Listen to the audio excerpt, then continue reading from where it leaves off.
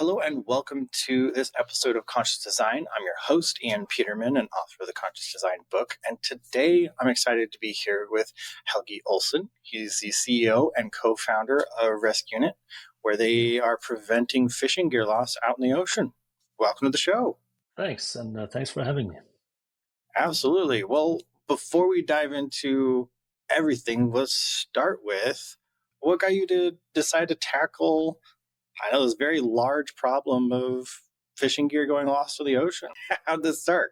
It was kind of an illogical place for me to end up. If I just take it from my side of the story, I founded my first company back in 2004. Went through, the first went bankrupt. The second one I had a successful exit on. And the third one I had a successful exit on. And then there was this guy in my proximity who is a recreational fisherman. And he, like all fishermen, sometimes lost his gear. And he started thinking that there has to be some type of solution out there to prevent this from happening. But he didn't find anything. So then he started thinking and came up with a few sketches and ideas. And I had just sold my second company, so I was kind of open to new ventures. And he reached out to me with a couple of business ideas. One was actually a software for monitoring the brewing process of home brewing beer. And the other one was the thing that is now known as Resqunit. So I came into this strictly from a type of business development perspective. I had not much to do with the invention itself and the origin of that. But I did my due diligence before entering into this. And what I realized was, to me, staggering. I had heard about people losing fishing gear, of course. But when I started looking into the magnitude of the problem and the havoc it wreaks on the ecosystem, I was baffled. And I thought, this is not just a small Norwegian thing. This is a global thing. So I got more and more enticed with the idea. I got more and more engaged with it because I saw this is a huge problem and that some type of solution is needed. So I said yes, and we jumped on a ship together, and here we are today. Yeah, it's amazing. I've dived down this topic a little bit before. I was just mentioning to you, we interviewed a company called OceanAid that's approaching it from the search, and it's the numbers they were sharing is staggering. It's amazing how much, we think of as the average person who isn't out fishing and seeing how much is actually lost. We go, oh, there's, the Pacific Trash Islands. Like, oh, that's a lot. And that's a small amount compared to fishing gear alone, right? It's a huge problem. And it's, yeah, like you said, it's staggering if you actually dive into the numbers. So fishing gear, kind of to dive into this, you mentioned, right, there's commercial fishing and then there's recreational fishing. Where does your product, is obviously commercial as more? Is this something that you're thinking of approaching both? Like if I'm a recreational, I have a boat, I go out quite a bit. Is it worthwhile? Is this something that could be valuable, or is this really more towards heavy and commercial fishing? I would say there is fisheries are very diverse, and it's not the same in any place and in any country, and it's a huge variety of circumstances that makes it some place suitable for us, other places not. So if I take Norway as an example, we have in Norway a huge recreational fishery, and it's if you think about crab and lobster, of course you have the offshore kind of paleo crab fishing, which is a huge industry. That happens on far out on deep ocean. That is not for us. Our product is for the inshore fisheries. So here in the inshore fisheries, the recreational part is much bigger than the commercial part. Then if you look at countries like Canada and US, there is a huge lobster fishery, and there is a stone crab and blue crab fishery close to shore. Just the eastern seaboard alone, 10, 15 million traps in the Atlantic Canada and US East Coast. And OceanAid, I'm assuming it's OceanAid 360 you had on with perhaps Neil Holland, was it? It was Andrew was the partner I talked to. They're based out of Canada. They're in Western Canada. Yeah, no. All right, then I mixed up because there is an organization called OceanAid 360 in Florida. They are doing these ghost gear rodeos where they clean up lost fishing gear. And just in the region around Tampa area, in the stone and blue crab fishery, there is I think 3-4 million traps just in that area. So it's enormous. And that is kind of in our sweet spot in waters, I would say up to 120 feet deep, 150 feet deep in crab and lobster fishery. That is kind of our sweet spot where our product can really be of assistance. To talk about the product, because your viewers may not know what we have yet, so I can just go through the solution, how it works, if you like. Please do. So it is a backup buoy system. The design is meant for mounting it on a trap wall. So this is for traps mainly. We have some customer using it for nets and other types of equipment as well, but the design is made to easily install with only 10 zip ties on the side of a trap wall. And this is a buoy that is held in place by an electronic locking mechanism, and you set a timer to that locking mechanism. So if you fish on a 1 day soak, 2 day soak, you set our timer to like 3, 4, 5 days or whatever. And only when the equipment remains underwater for the amount of time that it has been set to, that's when it releases the backup buoy. So when you set your equipment to, let's say, 5 days, you go out fishing, you throw your trap, you haul your gear, you empty the catch and you throw it back in. Through all these operations, it resets automatically every time you take it out of the water. So after the initial setup, there's nothing for the fisherman to do. You don't have to reset anything or press any buttons, anything. You just do what you do, and that is fish. And only when you have lost the gear, so maybe a boat drove over your propeller, cut the line, maybe you set it to deep, a lot of things can happen. Then the equipment remains underwater for those 5 days. The timer releases the buoy, it flows to the surface with the line still tethered to the gear, and then you can easily retrieve it. Amazing. Yeah, it's ghost gear. Ghost gear is a huge piece. A lot of people don't know about that.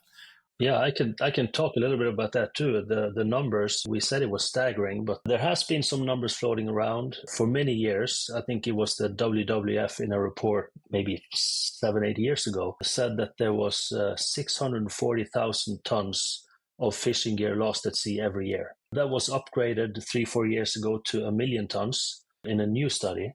And that was again hugely upgraded. It was not a matter of tons anymore, but it was in terms of our market, which is trap fisheries.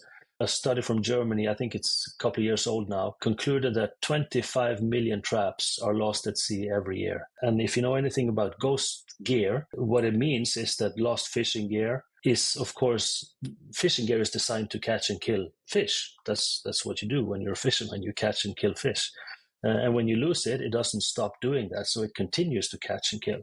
And a lot of these equipment, like nets, for example, they do a lot of damage at first, but then they bundle up into these small bundles and they stop doing that much harm. While traps, actually, they maintain their structure integrity for decades. And dead animals is perfect bait for new animals to come in, and this goes on in a perpetual cycle of death, actually, and huge amounts of valuable and delicious seafood is wasted to just no one's benefit. Yeah, that's one of the numbers I heard. I think it was like 10 or 15% off of Western Canada, I believe, was the estimate of how much crabs were lost every year in population numbers just to ghost gear. And that was like just Western Canada, just like 2 kinds of crabs. Now, not including fish or anything else. That was just crabs. And that's a lot. I mean, that's bad. That's a lot. That is a lot. And when you think about these numbers, it sounds much, but then you add every year, right? This is something that is added every year. It's not a single event where you lose 1 million tons of fishing gear. This happens every single year. And then you have these companies that are doing cleanup operations, and you have technology there as well with side scan sonars, scanning the seafloor and mapping it out and marking fishing gear. And then you have another vessel coming behind with divers going down and attaching air balloons to them and getting to the surface and to facilities on land to recycle and all that good stuff. If you look at the numbers, and that's what I've been doing, and I was kind of baffled by that too. That was in Norway that I did a deeper dive into this, where you have these operations going. We have one in particular that has gotten particularly a lot of funding here in Norway. It is between a company and the Marine Institute. They gotten around $7 million over the last 5 years. And with those money, they have managed only to retrieve 5,000 traps. If you then really think about that, it's really low. And the annual loss here in Norway is around 30 to 50,000. And then with $7 million, you only managed to retrieve 5,000 of those over 5 years. To me, it became quite obvious that we can't solve this problem by cleaning up. We will never get to a point where we can dedicate that much money that we will clean up more than we lose. So all the better for us. You need to stop losing gear. That's just the way it is. Right. Well, and you mentioned like the lifespan of the product, right? If it survives 10 years underwater by itself, I'd imagine, with some maintenance, you're talking about traps that when you buy the trap could last you 15, maybe 20 years if you take care of it and don't lose it. I'd imagine it's a big financial loss if you're the fishery to be losing maybe that many. Maybe I'm wrong on that. You'd think, but the return of investment case as it is now is kind of, you have to take several things into account. So what most fishermen intuitively think is that, okay, what's the value of the trap and what's the cost of this device? And then they compare that to each other and this think if it's worth it or not. But you also have to convince them that when you lose a trap, you also lose your rope, you also lose your buoy, but maybe most of all, you lose the catch inside, which is the most valuable thing. So you have to take all this into account. And only then you'll start to see that it's economically viable to spend money on a device like the one we have. But then if you look further into the future for the fishing industry, like you said, these ghost fishing gear, they eat off the future catch that is the livelihood of the fisherman. So you have to get them to think about that as well. If you want to have a profession in the fishing industry 5, 10, 15, 20 years from now and your kids after you, there's not going to be any fish left if we keep losing traps at this rate. So there is kind of a long-term also return on investment if you look at it that way.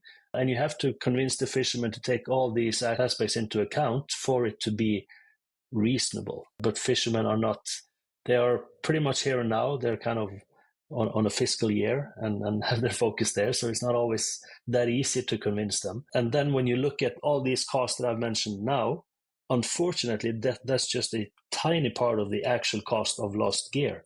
Because the biggest cost is the cleanup cost that comes after. And the problem is that the cleanup cost is socialized. The smaller costs are the fisherman's cost, but the large cost is socialized. That's through organizations and governments funded operations.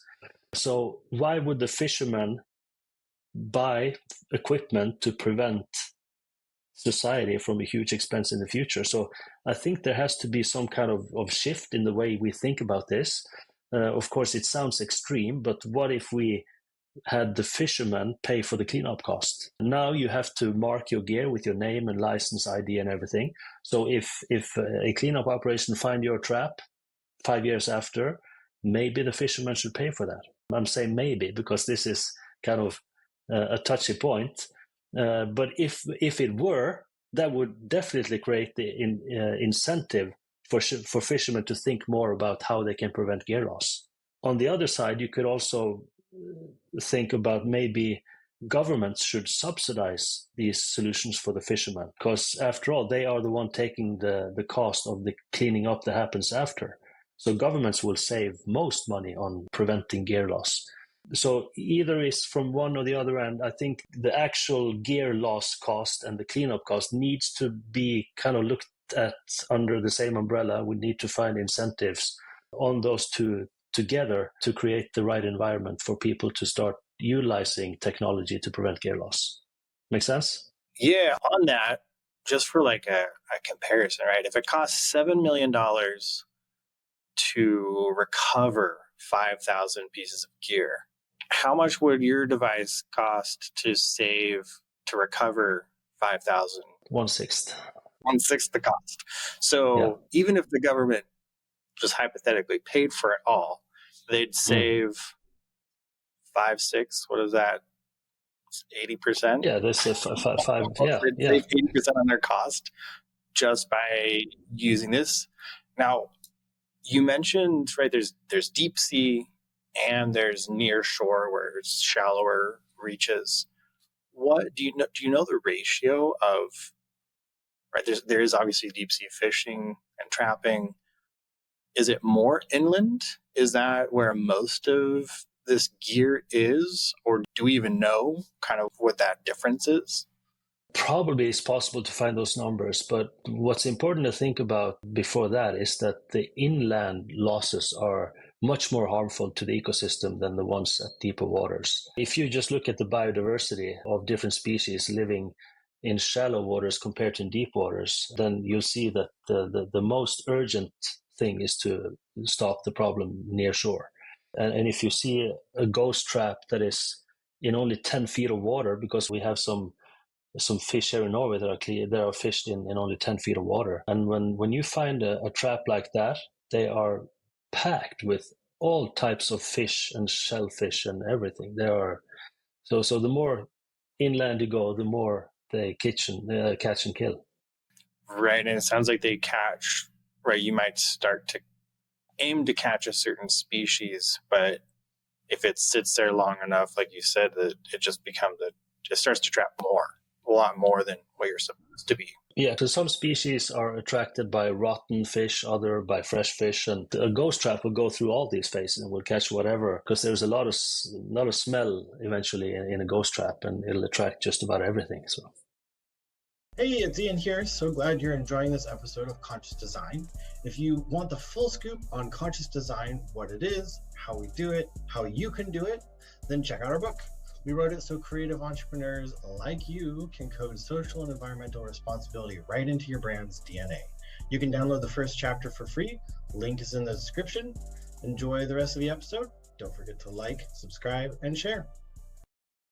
And maybe you know the answer to this, but when it starts to do that, I would imagine that there's probably some endangered species that start to get caught and things like that. Does that ever play apart from like the regulatory side that you've seen, where it becomes now you're technically trapping endangered species, and does that have any consequence, or is it still kind of this murky, it's been lost, so it's the government's issue? Yeah, the governments take time to change, and they have had some tools that they can play with for decades, and that is the quotas and the seasons. It's kind of a whole system around there where the Marine Institute go out and sample and try to measure the biomass, and they give their quotas and they give their season based on that. So for such an old system to change, I think it's going to change, but it's going to take a lot of time. But they are playing with these. If you look at in Norway, the lobster is endangered, actually. It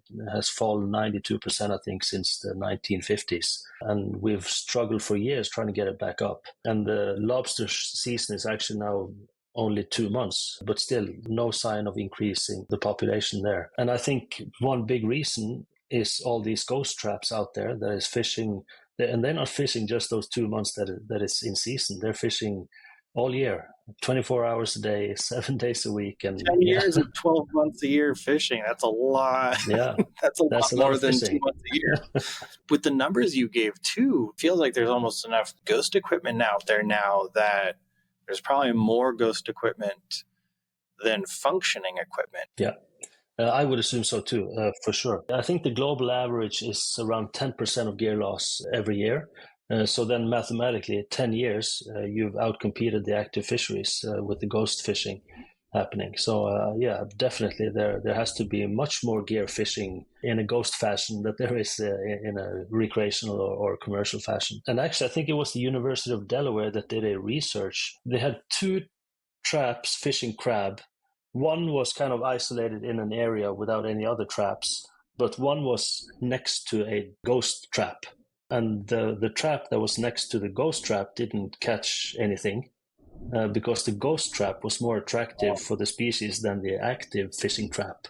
And that just goes to show that these smells and the death happening in these ghost traps are more attractive to a lot of the species than the active fishing traps. If you accidentally or unintentionally laid down new traps next to some ghost traps, you would actually have a worse harvest. Yeah, precisely. Possibly nothing, even. Possibly nothing, yeah. Wow, that's a lot. That's big. You have these studies and there is a rising awareness and a lot of work is being done. But I think, again, back to political system, it takes time to kind of get this into the woodworks of the right institutions. But it's definitely coming, I have no doubt, because now it was a problem, now it's a crisis. If we continue, there's not going to be any more crab and lobster fishery left. Then we have to farm those as well. And I know people are working on that too. But it is the projected highest increased wild fishery over the next decade is actually shellfish and trap fisheries. Wow. Kind of jumping over, you can obviously build a case. If you look at everything, right, you can build a financial case and go, hey, you're going to lose 10% of all the what you're catching over the next a year, right? For the next decade for trap losses. How have you, like, who's been willing to go, yeah, I'm going to buy your equipment, put it on? Like, what's been the driving factor? Is it more, I want to do good, looking down the future? Is it purely financial? Kind of how have you gotten traction with this? I would say financially, next to nothing. I would say the younger fishermen, they get it. They have been educated about these things since they were at school. They are more environmentally aware and they are more prone to let this issue affect them emotionally, and they want to do whatever they can to help.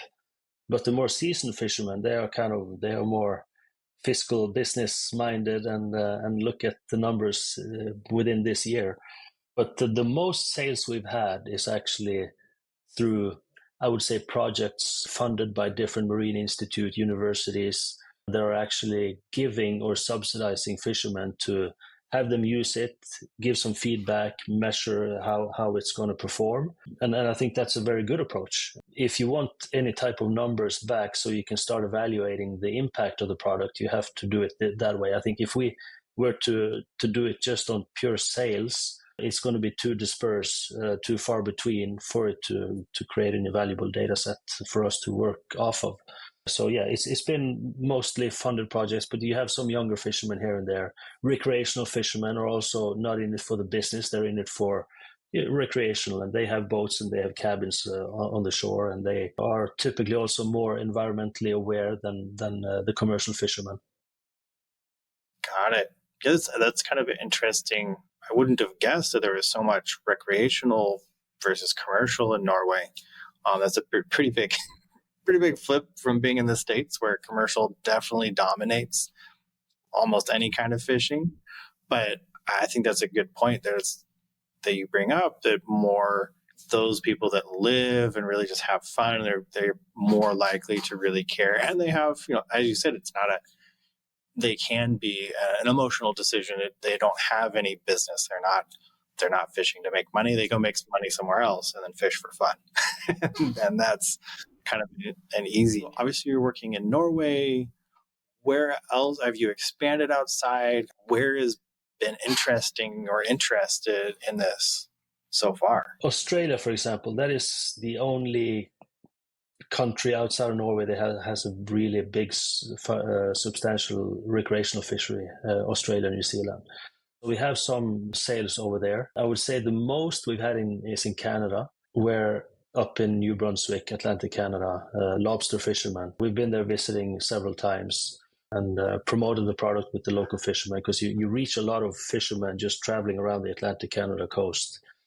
So we have a distributor up there, and we did a tour with them, and we got to speak to a lot of fishermen, and that was a learning experience. We sold some products, but we also got all the kind of the counter arguments from these traditional conservative fishermen. But that is good to take with us as well. But it's really spread. I would say we are a member of Global Ghost Gear Initiative. I don't know if you know them. It's a global organization working on ghost fishing. They have projects that they fund. So we did a larger project in Jamaica a couple of years ago, where a few hundred units were purchased and given to the local fishermen. They loved it, absolutely crazy about it. They didn't use it to prevent gear loss. They used it to fish concealed, because their biggest problem is poaching, people stealing each other's catch and gear and everything. So they actually used our buoy as the primary buoy, so nobody could see anything on the surface, and only they knew when the buoy was going to pop up, so they can go out and retrieve their gear and catch. It's a whole different problem. I wouldn't have thought of poaching. But yeah, I guess it's a security feature. Yeah, to them it is. And also, talking about Canada, you have an ongoing fight between the indigenous fishermen and the settlers, where the indigenous fishermen have some, I'm not steady on the history of it, but they have some licenses from way back in time where they can do some fishing outside of the settlers' seasons. And this creates a lot of conflict and envy, so they end up cutting each other's buoys and sabotaging all the time. So there too, we have some interest around being able to fish concealed. If you can throw your gear in with the buoy attached to the trap and only you would know it's going to pop up, then to them it was a way of fishing secure. I don't know if it's legal to fish that way. I don't think it is. I think you have to have a visible marker. But if it's between doing it illegally and or if you lose, I think there was somebody who lost like 70-80% of their gear every year just from people cutting their buoys on purpose. So it was a horrible problem. That definitely doesn't help with ghost gear numbers. If you're losing, that's a lot. 70, that's really bad. That's 70. Yeah. 70 to 80%. That's an insane amount of your gear. Yeah, I talked to one older indigenous guy who the week before had bought, I think it was 100 traps, and he had been out setting them, and only 20 he found. 80 of them were gone. And obviously somebody had been cutting the lines or stealing the traps or whatever. But to him, yeah, this is normal. Normally it doesn't happen the first week. Normally it happens during the season, but this is our life. Wow. It's always interesting when you develop a product and you go, hey, it solves this problem.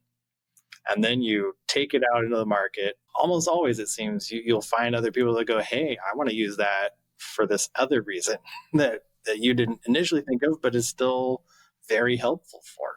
I would tell you about another one of those because that was really mind-blowing. The Norwegian Marine Institute, like I said before, they do surveys every year to measure the biomass, to set the annual quotas. And they go out in the Barents Sea on deep waters, and they put out snow crab traps around a big area, and they let them fish for exactly 24 hours, and then they pick it up and they count the catch. But that is very resource demanding of them because they have to be there on all places after exactly 24 hours. And timing-wise, that is hard. So they came up with the idea of using our timer mechanism. So they made a stretched up mechanism that when our timer released, it actually closed the trap, so no more species could enter. So then they could spread these traps along the seafloor, and they knew that they would stop fishing at exactly 24 hours because of our timer mechanism. And then they could come out and get them a day later, 2 days later, 3 days later, didn't matter. And that way they could, with only one vessel, they could scan or they could do the survey over a large area. So that was also something that we didn't think about, of course, but it ended up being used that way. And to us, that's great. I guess, yeah, a timer with your trap probably saves them quite a bit of money too. And knowing too, if you're trying to have a set exact 24 hours, it's really hard to do that. In the middle of an ocean, storm comes, right? There's so many things that could come in and ruin your ability to go do that. So that I would imagine is probably helping them get more accurate data every year, rather than one trapped for 30 hours and we don't know how accurate then you can't use that data, right? Then you have to discard it and look at the other ones. Hopefully, I'm sure there's some more research institutes out there that might want to use that then to make it so their data is good. You can actually, you would hate to lose 10%, 20% of your data just because the trap kept going and you you weren't there. Yeah. Oh, that's great. I love those things where you just have these new uses that you didn't think about, but it's super helpful. With your product, you have a depth that you can operate at. Now, do you do like really inland? Because we actually worked on a project a while ago helping develop like a catfish trap. They're very much like streams, rivers. They don't go super deep, but if you had a storm go through or something like that, it was pretty easy to lose. Especially they're usually the color of the dirt. They blend in pretty well. Have you seen that, like your product get used in more really inland, like lakes and things like that? Or is it more, near shore ocean type application? So far, it's ocean, but I would love to see it. It works just as well in freshwater as in saltwater. So I'd love to see that as well. People discovering it and using it in lakes as well. That would be awesome. You talk about storms. That is a different approach that we're working on right now, because if you lose your gear due to storms, then they move to a different location. And today we don't have the GPS functionality where you can see or where the equipment is. Now it's kind of visually, you know where you set your gear. And most of the places, the reason for gear loss is that the buoy has been cut off or lost just through wear and tear. But when gear is lost due to storms or such circumstances, you need a GPS and an alert system to know where it is. And we are close to partnering up with another Norwegian company that has a fantastic product for that. It's reasonably priced. We can easily attach it to our gear. It's physically small and very robust. That will kind of open up more for us, especially the Gulf of Mexico, because the hurricane seasons there can be pretty rough. And I know they lose. I think the average loss in the Gulf of Mexico is more around 30% than the global 10%. And much of that is due to the storms. Yeah, those hurricanes are not nice to anything, anything in the water there. So that's kind of the next important step for us in our product development. And in that, you'll also have a theft notification, because if you'll get alerted every time the buoy comes to the surface. So if you get a notification on your phone that your equipment is on the surface and you're not there doing it, then you know that somebody else is. So you can hopefully drive out there and catch the guys. I could see that even adding more value, right? Because if you're worried about theft or losing, you would be able to capture that. You'd be able to recover that catch potentially. Yeah. If you're rather than losing the trap and the catch. So it's going to increase the cost, of course, of the product, and there's going to have to be a subscription plan because there is traffic and cell phone signals and everything. But I think, despite of that, I think it'll actually be more attractive for the fishermen, and because then you're solving something that really irritates them, which is stealing and poaching and such. Of course, it's annoying to lose traps, but as long as you're not responsible for the cleanup cost, you can absorb that extra cost of having to buy a new trap and some buoys and rope. But the stealing, I think, is an easier sell. I would imagine, stealing and anti-theft, right? That's always a big business. But then also, I would imagine, like, hurricane rips through, you lose everything, right? All of your catches are gone, which means you also are losing that entire catch. And now you have to wait for the storm to go away, and then lay a catch, lay your new traps. So there's also time lost, especially. I don't know how bad the storms get in Norway, but if you only get 2 months and you lose 4 weeks to stormy weather, that's pretty detrimental. Even if you lose 1 week, that's an eighth of your entire time just gone, just from a storm. So I could see a huge value for catch. Well, that's great. I love that that's your next iteration. Hopefully that really, really helps people see the value in it and be able to get more adaptation to this technology. Yeah, and that is also actually my background. Before I started this, I had a company that developed fleet management systems for companies' vehicles based on GPS and cellular. So I know the tech very well, and we can very quickly and easily set up a good functioning system there. Yeah, that directly jumps over to this new feature here. That's great. You already know how to do it. It's just implementing it to some traps instead of probably a little bit easier. Do it on land and sea instead. Yeah. Oh, it's amazing. Before we kind of wrap up here, 2 things. First, I just want to make sure if there's anything else you want to mention, talk about, add in anything you like. And then, of course, how people can find you. What's the best way to reach out for finding, buying, partnering with your technology and you guys?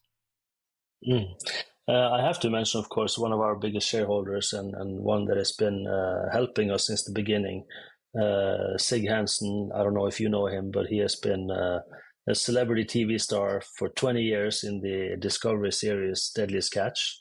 And having him, of course, has helped a lot in our company history. I think will even more come into play when we continue to evolve our product, and because we are going to develop something for deeper seas as well. We're not stopping with the inshore stuff because it is a big problem also offshore where he fishes. So that'll that'll give us another opportunity of promotion, of course, having him use it on the TV show and show it there. Oh, that would be great. You'll be able to cover everything, the whole ocean at that point. Exactly, yeah. And if we come on again, then I will surely bring him with me. He is actually in Norway right now. Yeah, I think that would be maybe something extra for you. Yeah, exactly. Yeah, and to find us and what we do, I recommend our website, of course, resqunit.com, RESQUNIT. We also have a video channel on YouTube. We have LinkedIn, all these platforms: Facebook, LinkedIn, Instagram, Twitter, everything. Me personally, I have only LinkedIn. I didn't jump on the Facebook bonanza back in the day, so I'm only on LinkedIn. But feel free to connect with me if you have any questions. So yeah, that's where we are. Fantastic. And for everyone listening and watching, we will have links in the description for you so you can easily click through on things. And I really appreciate your time, Helge. It's been great chatting with you. Love your product. It's solving a not very well known but huge problem. So kudos to you on tackling such a big thing, and really with your future product development. I think hopefully we'll see these on all traps. Hopefully that's the goal, is to get all traps tracked and GPSed and then recovered. That would love to see that Fingers happen. crossed. That's the goal. Yeah, no, thanks. I appreciate you having me on, and it was great talking to you. And that wraps up another episode of the Conscious Design Podcast. If today's episode inspired you to bring your product idea to life and turn it into a sustainable 7-figure business, visit petermanfirm.com or click the link below. Your ideas have the power to change the world, and we're here to help make that happen. Thank you for joining us, and I'll see you on the next episode.